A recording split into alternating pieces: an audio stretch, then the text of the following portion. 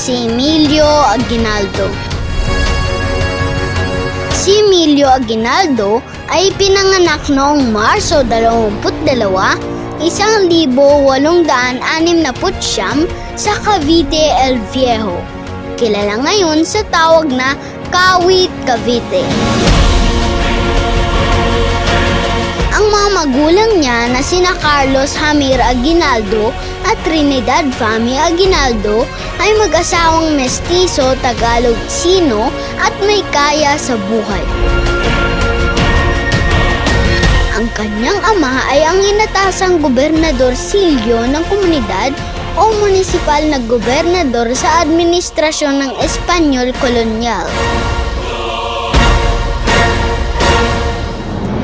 Nag-aral si Aguinaldo sa Colegio de San Juan de Letran, ngunit ay hindi niya nagawang tapusin ito dahil sa pagsiklab ng kolera noong 1882. Si Emilio Aguinaldo ay naging kabesa de barangay ng Binakayan, isang punong baryo ng Cavite el Viejo, noong siya ay 17 taong gulang lamang upang maiwasan ang pagiging sapilitang kawal.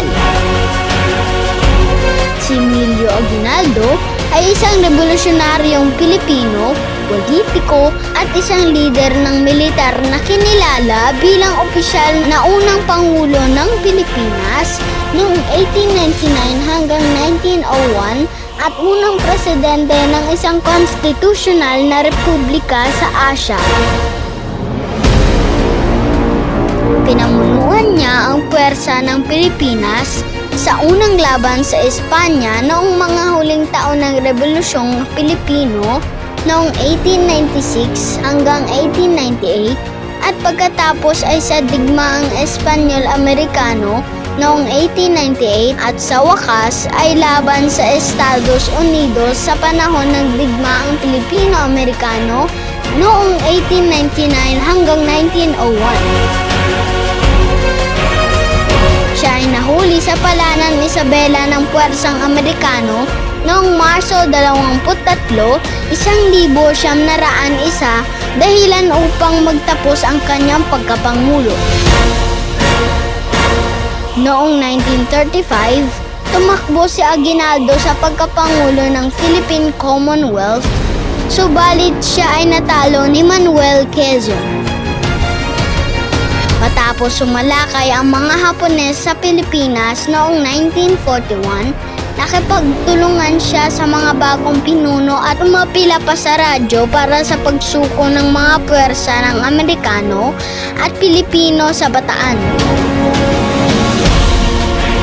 Siya ay naaresto bilang isang tagatulong ng mga Hapones matapos ang mga Amerikano ay bumalik, ngunit sa kalaunan ay napalaya sa isang pangkalahatang amnestiya. Si Emilio Aguinaldo sa harap ng lumang 5 piso noong 1895, ipinatupad ang Maura Law para sa bagong tatag na lokal na pamahalaan. Sa edad na 25, si Emilio Aguinaldo ay naging unang gobernador silyo kapitan munisipal o municipal gobernador ng Cavite el Viejo habang nasa business trip sa Mindoro. Noong Enero 1, 1896, pinakasalan niya si Hilaria del Rosario. Ito ay ang kanyang ikatlong asawa. Sila ay may 5 anak, sina Carmen Aguinaldo Melencio, Emilio Jun R. Aguinaldo Jr., Maria Aguinaldo Poblete, Cristina Aguinaldo Lingo, at Miguel Aguinaldo. Si Hilaria ay namatay sa sakit na ketong noong Marso 6, 1921 sa edad na 44. 9 na taon ang nakalipas, noong Hulyo 14, 1930, pinakasalan ni Aguinaldo si Maria Agoncillo sa Baraswain Church.